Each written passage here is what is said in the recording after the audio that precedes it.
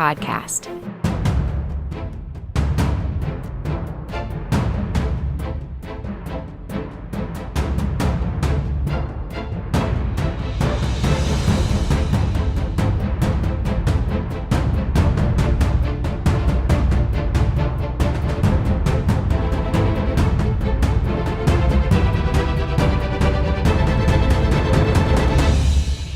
And here's your host, John Chapman. What is up, faithful? I don't know how you feel right now, but it better be pretty damn good. The 49ers come out and they beat the Rams, the 4-1 mighty Rams, who seem to have gotten back to their Super Bowl caliber status. Whatever. Don't care.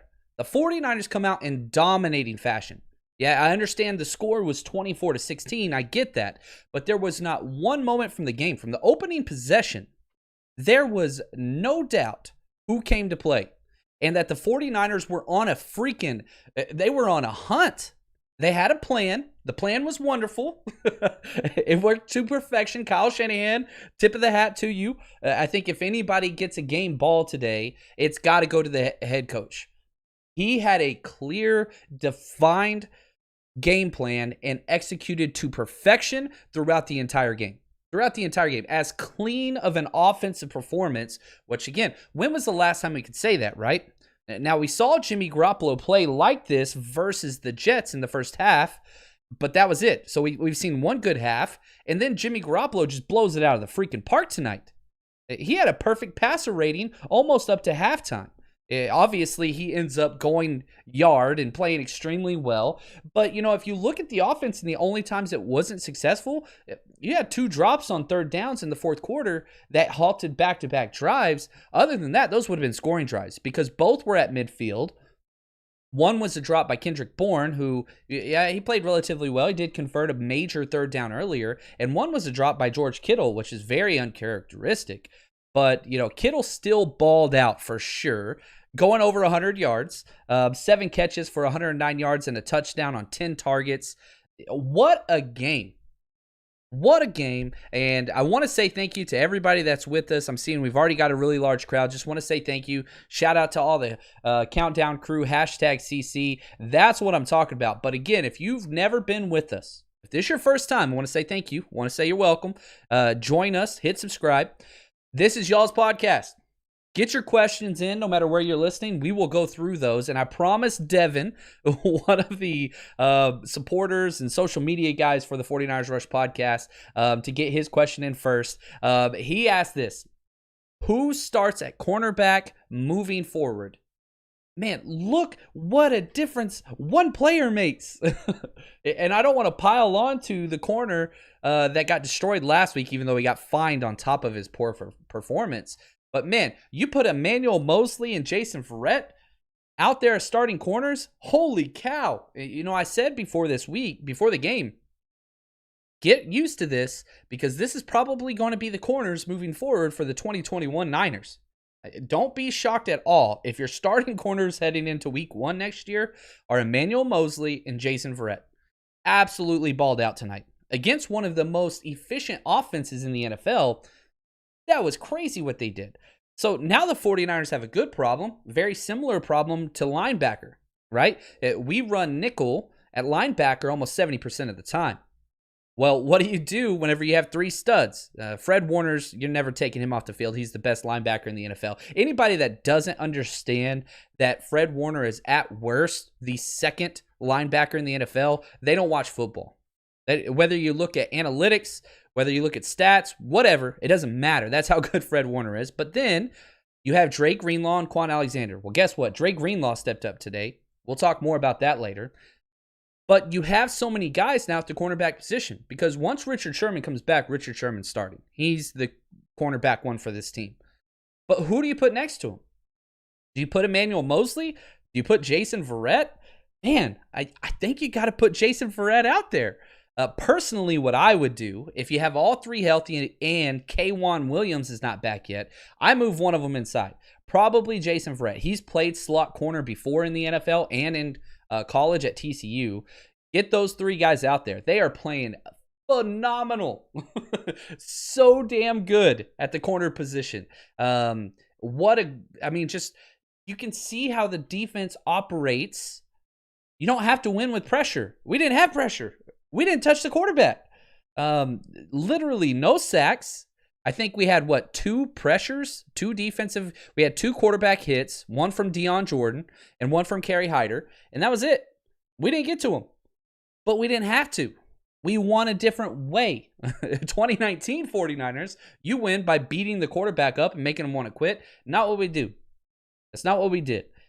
Jared Goff was garbage. 19 of 38. That's 50% completion percentage. 5 yards per completion. Threw for less than 200 yards. 2 touchdowns. 1 interception. And one of those touchdowns was in garbage time. You made Jared Goff look like what his face looks like, which is not good. And I know you guys are saying, don't make fun of somebody's face. His face is awful. It's so bad. And I know it's easy for me to say whenever I look like this. I get it. I'm beautiful. Not everybody has that luxury. But man, I don't like Jared Goff. I really don't like that guy. Michael, I see this, the comment here. How do you feel about that Verrett getting that interception in the end zone? That drive was a microcosm of the entire season, and hopefully it represents a turn, because they're driving down the field, and it looks like they're going to get in the end zone with ease, right? They throw a little flare-out pass to the flat on the offensive right side, and Dre Greenlaw makes a touchdown-saving tackle, which looks like it's not really going to be that big of a deal. Well, then we make another stop after that, then they get the penalty. Now it's like 4th and 2. My order might have been a little messed up there. And they go for it on 4th down because they're thinking, look, even if we don't get this, they're going to have to start at the 2-yard line. So they throw up a pass that probably wasn't going to be completed. Verrett peeled off of his man coverage. He was in man. He was reading the quarterback. He was looking number 2 through the number 2 wide receiver to the quarterback. I can't wait to break down that play on film for Patreon. He's reading both, and he recognizes Jared Goff's eyes, peels off of his man, subsets back, and gets the interception. I mean, that was so huge. So not only do you stop a touchdown, great, but also you're helping your offense. That's 18 yards. Starting at the 2-yard line for an offense, it doesn't work. It doesn't work. But now you gave yourself so much room. And the way that they responded after that, it corresponded. That's complementary football, which we've talked about all the time. Everybody wants to say, well, our offense is good, but our defense is bad. Or our defense is good, our offense is bad. No, they're related. They're complementary. When the offense doesn't have 3 and outs, the defense gets rest, and the defense can get after the offense. And whenever the defense gives the offense good field position, guess what? That allows the offense to be successful, not have 3 and outs. You see how this works? It's a dance. It goes back and forth. And so that play was huge. Jason Verrett is by far, you have to say, walking away from this game, there's really 2 guys that I thought stood out more than anybody else. Jason Verrett was huge, and even Emmanuel Mosley played great. Now, obviously, we still don't teach our corners how to play the ball when they're in phase. Can copy and paste that comment forever. But also Dre Greenlaw. I want to jump down, and we'll jump down a bunch of times to this. If you watched our Rams preview episode, okay, I made 4 key points that said, this is how the 49ers win the game. Number 1, run the ball. It doesn't matter if you're bad at it, 30-plus attempts. How many attempts did we get? Guess what? 37 rush attempts. Check that box. Love it. Okay, next up, quick passing game. Stop the 7-step drop BS. What did we do? We averaged 2.2 seconds to release the pass throughout the game. Check mark. Number 3, Dre Greenlaw picks up where he left off. How did Dre Greenlaw play? Guess what? Led the team in tackles. Led the team in solo tackles. Had a tackle for loss, the only one of the entire game for the 49ers. Was great in coverage. Now, he didn't make all the plays. He did make some negative plays. But he was everywhere. He was everywhere. That's a huge check mark. Huge check mark. Next up, this is the last point to win the game. This is what we said. Again, all this was written, copy and pasted. You can go back and watch the previous episode. Just skip to the end. Kyle Shanahan has to outcoach McVay. That is a triple check. Golly. Kyle Shanahan dominated his best friend, or not his best friend, one of his friends. Dominated. Made him look silly. The momentum going into this game, oh, gosh, it could not be more diametrically opposed. The Sunday Night Football, they have the 7 different reporters or analysts or whatever. Every one of them picked the Rams, and they weren't wrong to do so. The 49ers haven't shown that they belong in a game like this. So what do? They come out and blow the freaking doors out to start it off. And a lot of that had to do with Kyle Shanahan's play calling. Genius. We said, and I put it this is what it says. We need at least 5 jet sweeps. Guess how many jet sweeps we had? The 5th jet sweep, where the wide receiver comes across, was Debo on 3rd and 7 to get the first down to win the game. I love it. Man, what a freaking game. What a game. Here we go. Faithful from birth. He says, why do we play to not lose the game? Instead of taking shots deep. Yeah, we didn't take shots deep. We didn't do it. But it wasn't there, and it was successful. We're not throwing the ball deep. I think we've established that.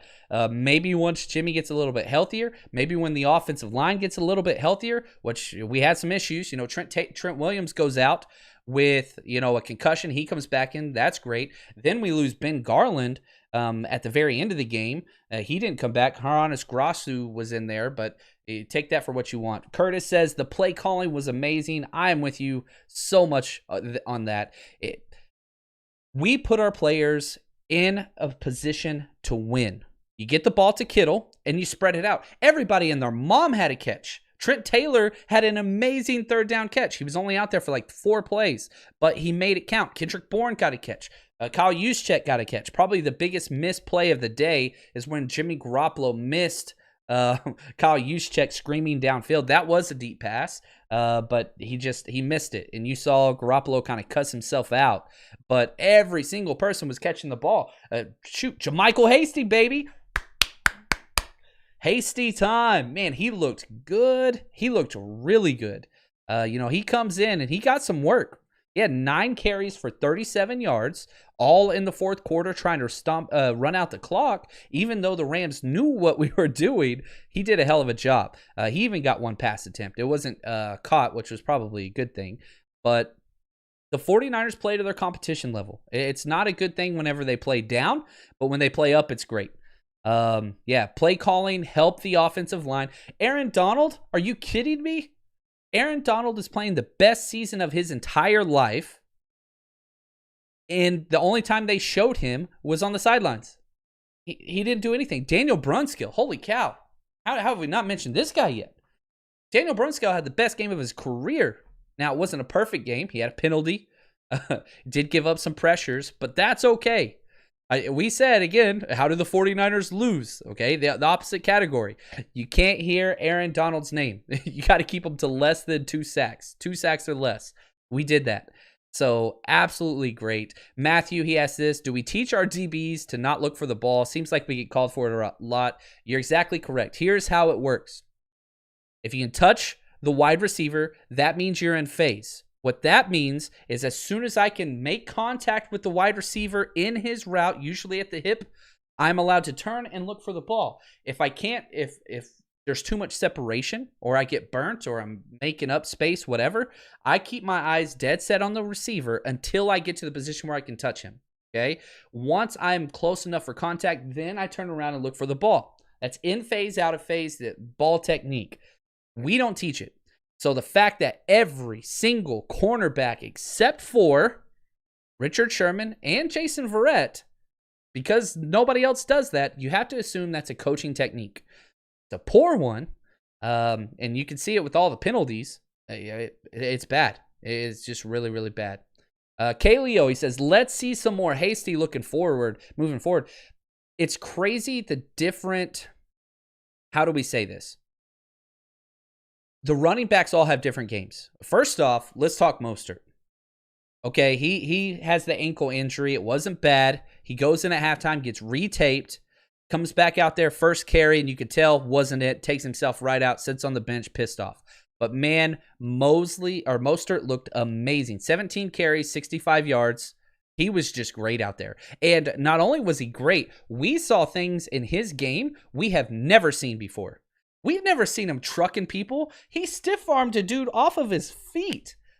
Mostert is playing like a man possessed. And the only thing that can stop him, he had the knee sprain. Now he's got the ankle issue. But Kyle Shanahan trusts him as his RB1. Now what happens after that? Then you get Jerick McKinnon. Totally different game. Totally different game. He's a patient, shifty guy. He doesn't hit it like you usually expect. And Kyle Shanahan doesn't want to use Jerick McKinnon as his all-down running back. He wants to use him as a scat back on third downs and receiving. But whenever you got Tevin Coleman out, now you got Mostert out, which I don't think he'll be out that long. If his ankle was bad, he wouldn't have stood on the sidelines with his helmet on the whole game. So I'm not expecting him to be out. Have to see how his ankle responds. It's going to hurt like hell tomorrow. Anytime you ever do anything with your ankle, the next day is the worst. Have to see how it responds on Wednesday. My guess is probably limited practice or no practice on Wednesday. Just give him the extra time. Then Thursday, Friday. But then you get JaMycal Hasty. That dude is mean as hell. He hits the hole harder than anybody. You have Mostert who lines up. He's kind of like a pool player, right? He's going to line up the angle, and he's kind of a slow lateral mover, one-cut runner. But once he finds his hole or his gap, he plants and goes. JaMycal Hasty is a bowling ball full of rage. When he gets the ball, he's going to go out there. Royce, who else saw Jalen Ramsey yawning? That's exactly right. You took him out of the game. Why are we going to throw it deep to the strength of your defense? Why would we do that? We don't have to. Your linebackers are weak. Your defensive line is weak outside of the best player in defense, right? But man, so good. Pat saying Verrett and Sherm. Yeah, I think you're about right. Let's see here. How about taking Donald out of the game? Ian Williams saying Donald was going to wreck us. He's wrecked everybody. He didn't wreck us. And I'm with you, man. Great job. Absolutely. There's so many points to this game where you stop and say, dang, we did that? We did that. All right. That's what's up. Because, again, go to the way you felt after the Dolphins game. And I'm so glad that everybody's here. Go to the way you felt after the Dolphins game. Everybody was done, right? Okay. Not only are we a bad football team we just lost, we don't know who the hell our quarterback is. So my question to you is this. Are you comfortable with Jimmy Garoppolo moving forward? You know, they put the stat up there on the game. He has never lost consecutive starts in his career. He hasn't done it. Consistency. And he goes out, and you just look at the numbers. 23 of 33. That's amazing. 268 yards. Perfect. 3 touchdowns, 0 interceptions, 0 sacks. What negative plays did Jimmy Garoppolo have? You can't find any. Did he have some off passes? Yes.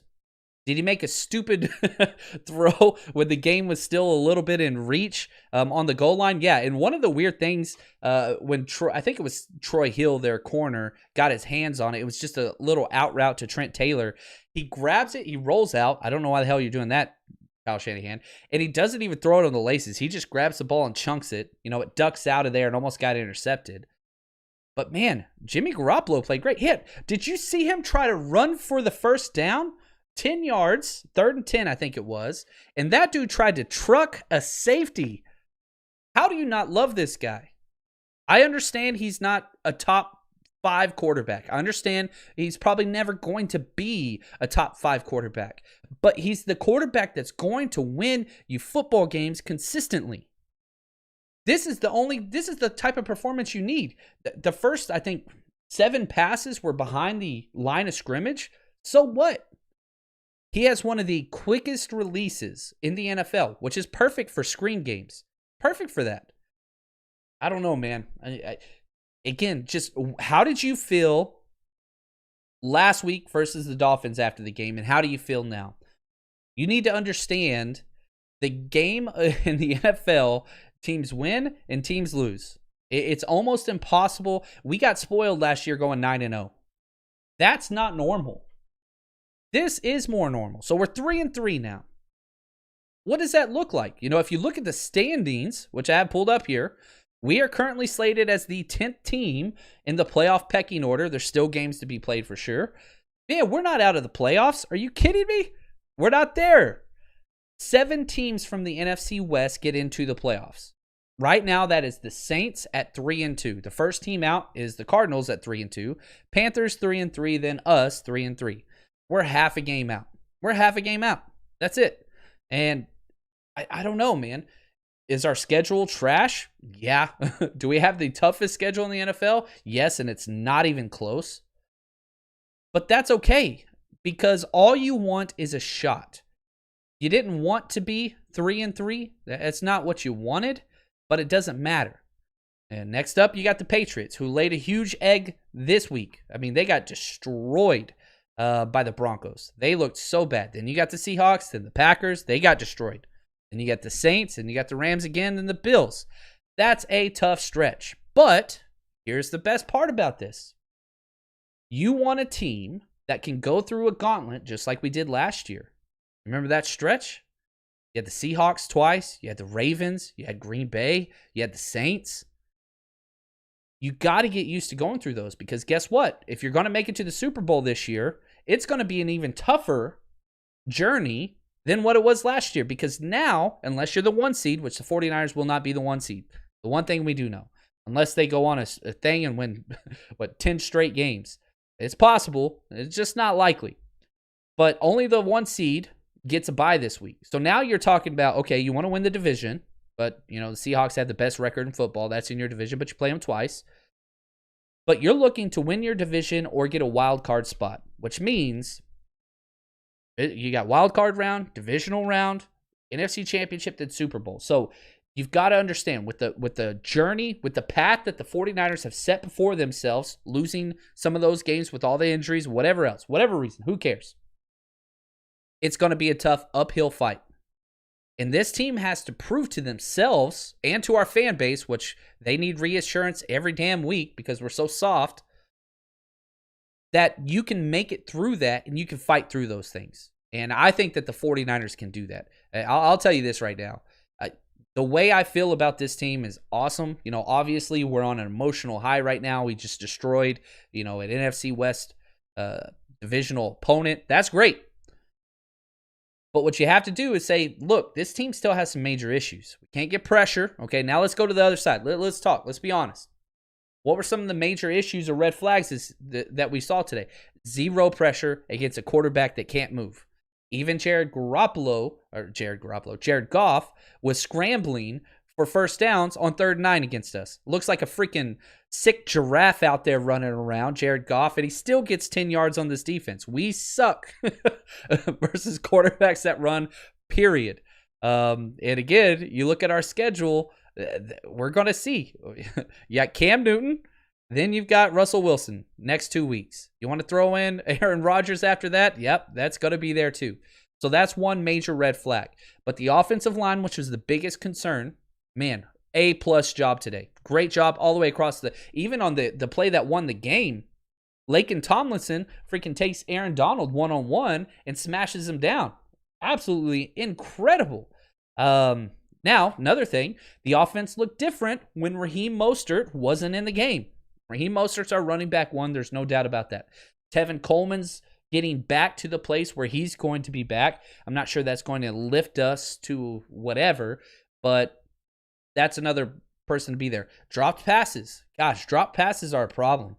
And again, you look at our fourth quarter, the only things that stopped us were ourselves.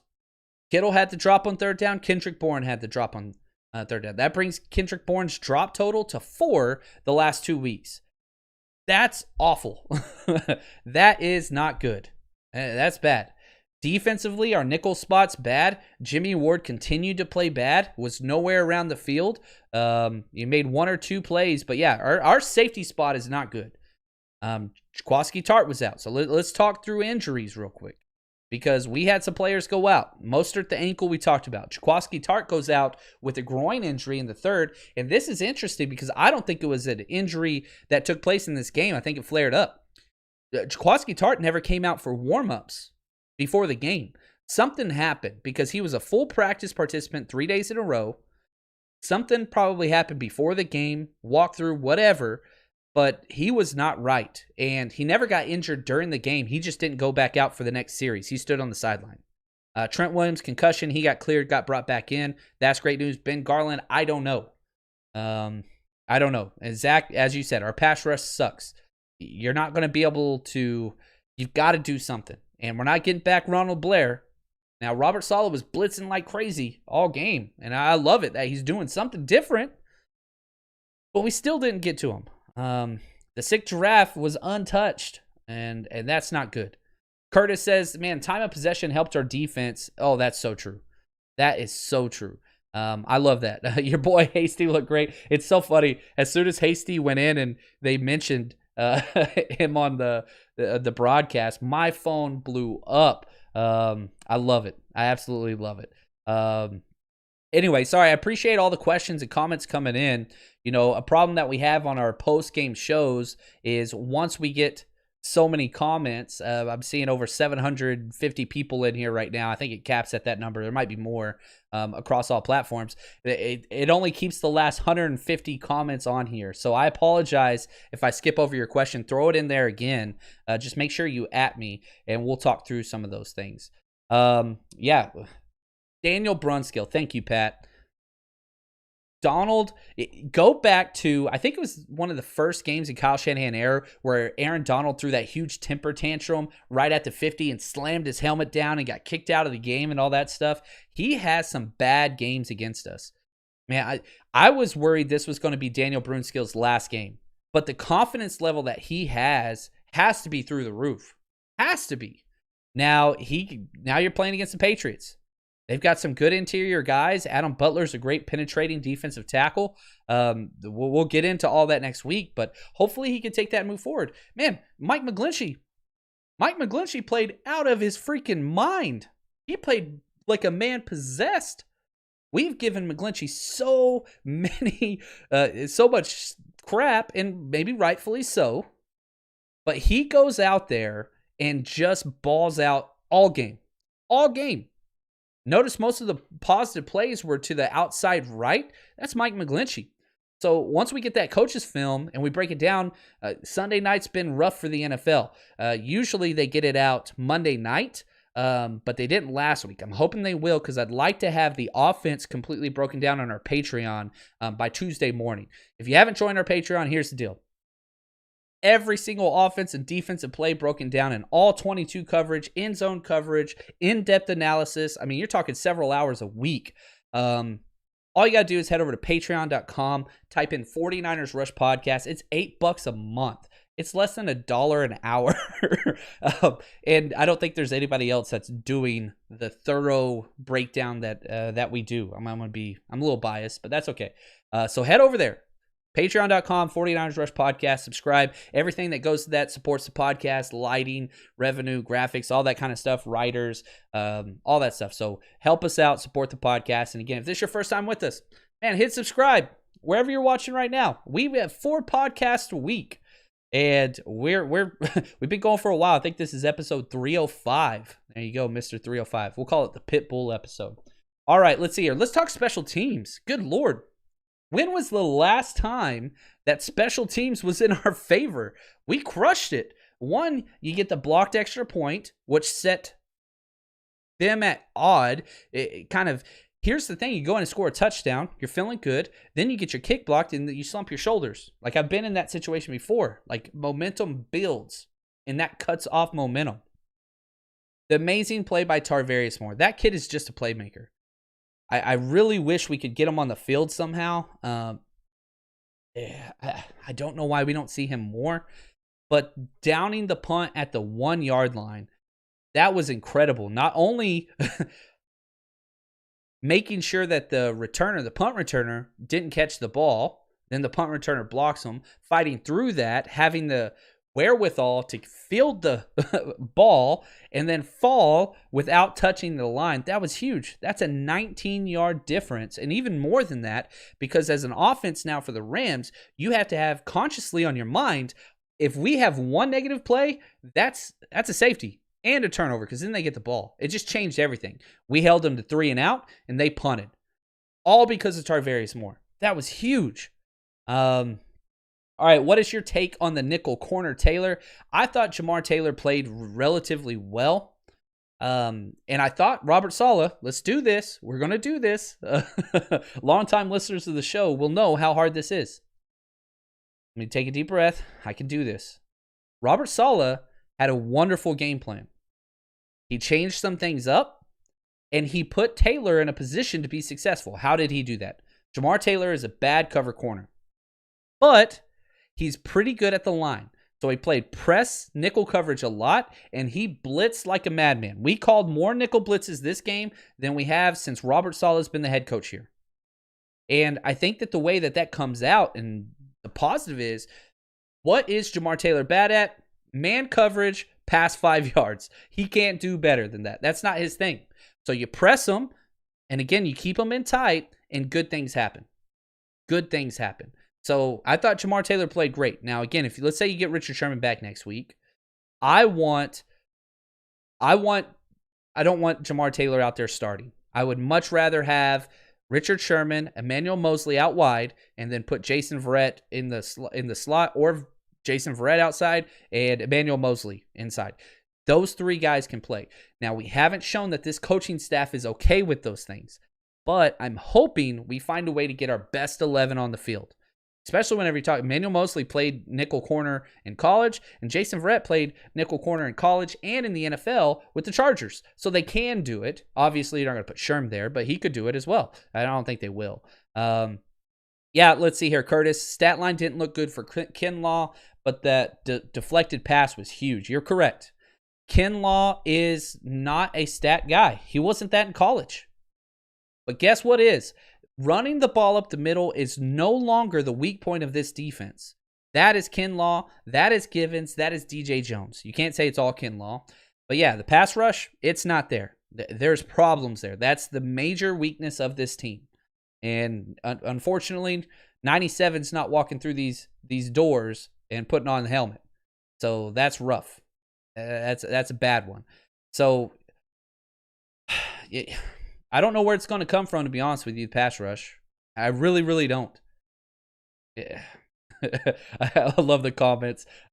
Some of them I'm not allowed to read. I guess I could read, but anyway, anytime I say the word like suck or whatever, I get 5 emails saying set an example for kids. So I tried my hardest to keep it somewhat PG. But the comments, you guys go off as much as you want to. Enjoy yourselves. All right. How big was getting Mosley back? Thank you, Robert. I love this question. He gave up the touchdown. Yes, he did. But, man, he played so well. He had 3 passes defensed. The thing about the corners, how aggressive they were. Good gosh. If you watched the Dolphins game, if you watched the Eagles game, you would not even be able to tell that the same team was out there defensively, because look how much confidence and anger and aggressiveness they were playing with on the outside. You would have never guessed Emmanuel Mosley's been out with an injury. But here's the thing. Competition increases everywhere. Iron sharpens iron. So Richard Sherman's getting a starting spot no matter what, with the way that guy's played the past 2 years. So if you're Emmanuel Mosley, you get hurt by a concussion. You have to sit there and you got to watch Jason Verrett, who's been waiting 3 years for this opportunity, go out there and ball out. Guess what you got to do? When you get your shot, you better go out there and ball out too. They're competing for a job. That's what it is. You want them to be successful. You want to be successful. But, man, you've got to find a way to win the job. It's the NFL. It stands for not for long. I don't care if you started in the Super Bowl. You gave up the 3rd and 15. I don't care that you played great weeks 1 and 2. You got injured. Who are you going to be? Make it as hard on the coaching staff as possible. There's no way in hell you're going to take me out. Look how well I've been playing. That's the mindset that these guys have to have. And, man, they're fighting. Again, I said this to start the podcast, and I'm going to say it a lot.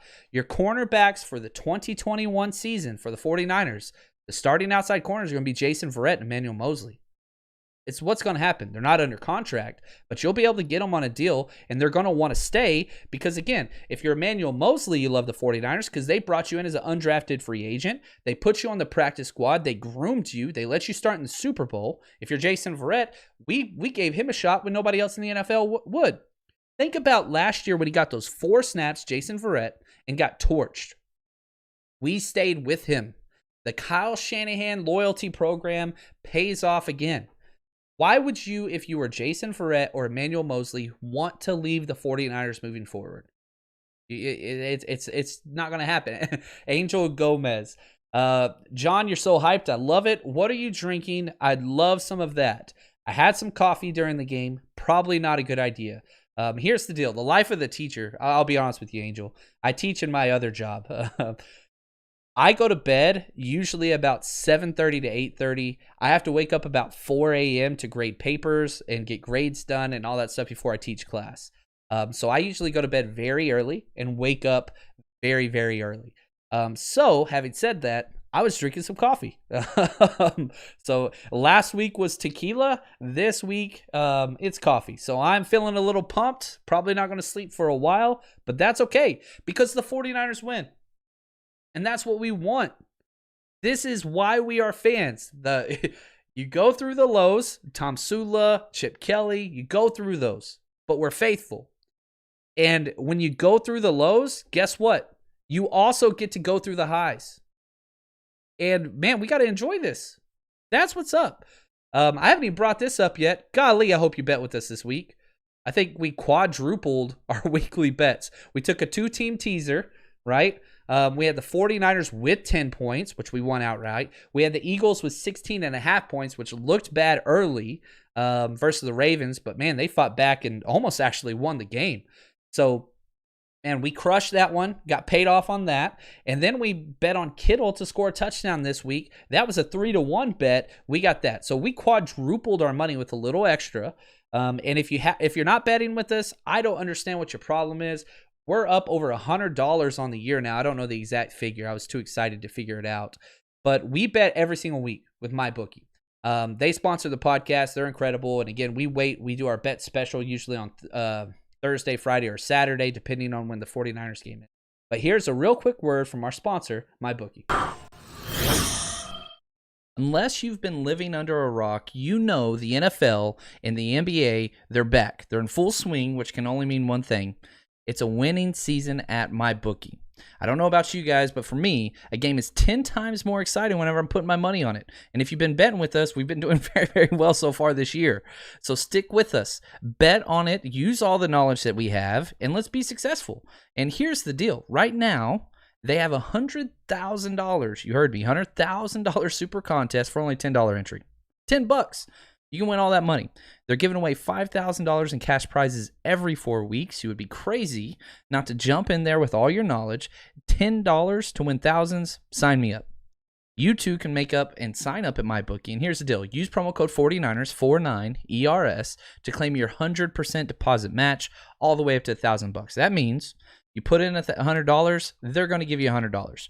Rollovers will be included in that, and if you have questions, please call their customer service. They'll help you with that. But the NFL, NBA, MLB, they've got it all on tap. It's never too late to get started, and if you've wanted to jump in with us, now's the best time. Head to mybookie.ag, promo code 49ers, and they're going to double your initial deposit. Thanks for the support, MyBookie. All right, let's get back to some more questions and comments. I love it. Martin, he says, all credit goes to Kyle Shanahan ditching the gray hat and going with the sweet new black lid. I love that hat. I love that hat so much that he wore. I don't know if y'all noticed this. That's the hat we gave away on Wednesday. So our countdown crew, if you want to know why all those people start off with the hashtag CC, if you hit the notification bell whenever you listen to us, hashtag CC in the first minute and a half of the podcast, that puts you in basically a lottery. And every month we do prizes, giveaways. Last month we gave away an autographed Joe Montana jersey. Just gave away that hat, the Kyle Shanahan hat, on Wednesday. Love that freaking hat. So yeah, that's it. Also staying with uniforms. Man, can we just play every game? Can we just make the 1994 shadow drop numbers our freaking jerseys? I love them. They're the best uniforms in football? Well, you could throw in the old powder blue Chargers, whatever. But for the 49ers, I love those so much. Those solid whites and the solid reds, the 94 season, back when we had Dion. I love it. So not only did we look good with our play, we looked great with our uniforms, and our coach looked good with the hat. So that is awesome. Yeah, I'm with you. I'm kind of weird. I like to pick hats with seasons. You guys, this is the Faithful to the Bay. I don't know if it's on this side or this side. Draft hat. Like, I love this hat. Last year was the Shanna hat or whatever you want to call it. I like to stick with it. I like consistency, especially on game day, which I'm not superstitious. I just like routine. But anyway, Kyle Shanahan's very similar to that as well. But I love it. And, man, AJ, he says, how big was this win in the NFC West? It's huge. And whenever you look at the standings, right? So again, let's do NFC West watch. Seattle's 5-0. Los Angeles, now they're 4-2. Arizona 3-2. We're 3-3. We're 3-3. We're doing just fine. Our point differential, we've scored 148. We've allowed 130. So we're even positive on that. There's so many things to take away from this. And it was a statement win. Imagine if we lose this. We go 2-4. Man, it would have got bad real quick. But now you get to move forward. Now you're playing the Patriots, who, get this, COVID's been an absolute disaster. Okay? The Patriots were supposed to be coming off a bye week this week, again, and then flying across country to the 49ers. They don't get to do that because of all the COVID things that they had. So now they don't get extra time to prepare for us. They're coming off an absolute brutal beatdown by the Broncos. Now they got to fly across the country and play us. We're feeling much better. So this is going to be an interesting game because now both teams are kind of in a similar place. Instead, the Patriots were seen as one of the top 3 teams in the AFC. Now we're not so sure. We'll have to see there. Jack, he says, what do you think of Kinlaw? Thought he was pretty disrupted, had a nice tip pass. Yeah, Kinlaw's a positive player. My favorite thing about Javon Kinlaw is no negative plays. He doesn't get blown out of the pocket or out of his gap ever. And he always plays on the positive side, in the offensive side of the line of scrimmage. That's great. At some point, you got to get some type of quarterback hits or sacks. You're 6 weeks in, you don't have 1 sack. That's bad. Now, you could bring up DeForest Buckner and things like that. I don't know if Buckner had a sack today or not, but he only had 1.5 sacks on the year. I think Kinlaw's always going to be measured against him, which is not fair because DeForest Buckner's too damn good. But I think it's I get it. I do get it. I like Kinlaw. That was a great pick. I would not change one of our draft picks in the first round. Javon Kinlaw at 14, then trading up to get Brandon Ayuk. Brandon Ayuk didn't get that much playing. He got a lot of playing time. He didn't get that much work. He only had, let's see here, he had 3 targets, and he caught 2 of those for 12 and a touchdown. So, I mean, he's making the most of what he's got, but we spread the ball around. Kittle had 10, Debo had 6. That's it. And a lot of those 6, 3 of those to Debo were actually end rounds where they tossed it, where he kind of just, it's not really a handoff because he's throwing the ball forward, right? But most of the passes went to Kittle. Everybody else was just kind of there. And so they were just going to make sure, they spread the ball around. Because again, where's Jalen Ramsey? Let's run it at him. Let's don't throw it at him. Just seems like that's what it was. Robert, McGlinchey played up. Best game of the year. I can't wait to watch the film because I really do think, man, the continuity of this offensive line, we'll have to wait and see what happens with Ben Garland. I saw on here that it was a calf injury, which, that not a bad thing, not a good thing. Ben Garland's 32. But you're talking 1 week to 4 weeks. That's kind of where the calf is. And the problem with the calf is you got to wait. You got to wait because you think your calf's fine, and then just one wrong step, ouch. The phrase that the sports doctors use is calf injuries are not a light switch. It's not like it's magically better. Instead, it's a sunrise. It's a slow, methodical comeback. So we'll have to see how bad it is. Hopefully, it's just a mild strain. Jeffrey says, what do you think about CJ being inactive today, CJ Beathard, and Nick Mullins being the number 2? I like that. I like CJ Beathard. I really, really do. But what you can't have behind this offensive line is somebody that cannot make up their mind fast enough. CJ, historically, he's looked pretty good this year, all in all, coming in garbage time and when we're down a lot. But CJ he cannot decipher what the coverage is, and he holds the ball too damn long. He's too tough by a fault. So I actually like Nick Mullins as the number 2. I would prefer that. Austin, do you think they make any trades by November 3rd to help the D-line?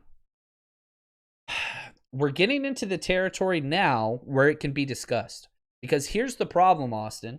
And one, I want to say thank you for your support. Austin's one of the most loyal freaking listeners and Twitter supporters out there, period. Awesome human being. Thank you, Austin. But the idea is this. Now we're starting to see teams that don't have shots. We're starting to get coaches fired. we're starting to, kind of get those things. So now there's teams that are willing to sell, and now there's teams that are willing to buy. Now the 49ers are 3-3. Are you all in on buying? Because are we a player or two away from a Super Bowl run? I don't think we're to that point yet. We still have some more time till the trading deadline. So I wouldn't do anything yet. Because, if we're 3-6, then no, you don't want to do it. But, if we're 5-4 and we're in that territory, then maybe. But then you have to look at our draft capital. Because we already don't have a 3rd round pick. Now, we will have an additional 5th round pick, but we haven't been awarded that yet. So I don't want to make like a 1st round trade or a 2nd round trade, but I would be just fine giving up a 5th rounder and a player. So let's say we gave up like a 5th and Dante Pettis, which I don't know if anybody would want Dante Pettis, or a 5th rounder, and gosh, I don't want to say this because then my mentions would be awful, Kendrick Bourne or something like that, or a defensive end, somebody that could help us out. That's a possibility. But again, which teams are willing to trade defensive players? Ryan Kerrigan is probably the most brought up player for Washington. They're 1-5. They're also 1 game out of first place because the NFC East is just a laughing stock. It's so bad. The NFC East is so bad. But they're 1 game out of first place. So would Washington trade Ryan Kerrigan? They might, but to get Kerrigan, you're talking about a 3rd plus, maybe more. His contract's huge. But yeah, if we could get Ryan Kerrigan for a 3rd rounder, which we don't have, so you add in a 4th and maybe next year's 5th, I don't know. Possibly. Probably going to cost more than that, though. But yeah, if you can get Ryan Kerrigan or a player of that stature that can step in right away, then hell yeah. But probably teams don't like to trade it within the division. So now you're looking at the other side of the ball. Jacksonville Jaguars, I don't know. We'll have to wait and see. But yeah, I like the idea. But Kyle Shanahan and John Lynch both said last year we didn't have a 2nd, 3rd, or 4th rounder. And he said we will never do this to ourselves again. So do not expect any major blockbuster trade. Will T says, can the Niners possibly win it all this year? Yeah, it's possible. But that is a tough road. That is a tough road. Thomas, he says, hello from Florida. I'm glad the team looked more focused this week. Man, it showed. And sometimes people respond to getting punched in the face, and sometimes people respond to hugs and kisses. We found out who this 49ers team is. They did not like the way they were treated by the media, the fan base. You had people like Kendrick Bourne, Eric Armstead, lots of people coming out, Quan Alexander, talking about the criticism. And let me just say this. One, I know it's not you guys because the 49ers Rush listeners, you guys are incredible. Do not go into a player's Twitter and talk trash to them. That is complete trash behavior. Don't do it. There's no reason to do that. You don't have people showing up to your accounting job or my teacher's job. I do have people actually showing up to my teacher's job telling me how bad I am. But that's okay. It's not a positive practice. If you want to send them positive things, that's great. And it's okay to criticize players. I'm not saying don't criticize them. I'm just saying, why the hell are you adding them and going in their mentions telling them how bad they are at their job? There's no reason to do that. You're allowed to say Kendrick Bourne sucks because he drops balls. I'm not saying that. I'm saying you could tweet that. You're allowed to tweet that. And he's allowed to block you. That's fine. Don't get butthurt about it. But I'm also allowed to say, man, I love Kendrick Bourne. And I think that it's great whenever he catches, converts first downs and touchdowns. He's a great third wide receiver. And if he takes a step up, I think that the 49ers could retain him long term. I don't think that's going to happen. But stay the hell out of their mentions with negativity. Don't do that to people. Just don't be that. Don't be that person. You can charge me up though. I don't care. I kind of like negativity. I didn't get a lot of hugs as a kid, so I think insults are kind of my love language. But if you insult listeners, then I usually block you. I don't block really anybody, and you can call me an idiot all you want. That doesn't bother me either. But anyway, Josh Smith asked this: what's the biggest challenge for us against the Patriots? It's easy. Picture Jared Goff, camel stride, running for a freaking 10-yard first down against us. Now implement Cam Newton. Mobile quarterbacks. It's been our Achilles heel, for lack of a better term, for the longest time. You got to stop Cam Newton from running the ball. Robert Saleh has never been able to do that. Good news is, Dre Greenlaw is going to be the will. Dre Greenlaw coming off such an incredible game, that's going to be the matchup. I'm telling you right now, Dre Greenlaw versus Cam Newton. That's how you freaking win that game. Can the 49ers win that game? You bet your ass they can. I wouldn't be shocked if we're favored in that game, because even though the 49ers have had some bad games, the Eagles, I get it. And you can say, well, the Eagles are trash. They almost beat the freaking Ravens today. But whatever, that's the NFL, right? The Dolphins game, that was a whole nother thing. Dolphins just won again 24-0 today. The Dolphins are a good damn football team. When Ryan Fitzpatrick's on, they're a good football team. But the 49ers are too. And whenever you watch the tape, you turn the game on. What we saw today, who wants to play us? When we play like that, who wants to play us? That was a complete football team, offense, defense, special teams, that was so efficient. Yeah, it was a little bit gimmicky with the end of rounds and all that kind of stuff, but who cares? That's who we are. That's who we have been. Stop it. Stop it. There's not 10 teams.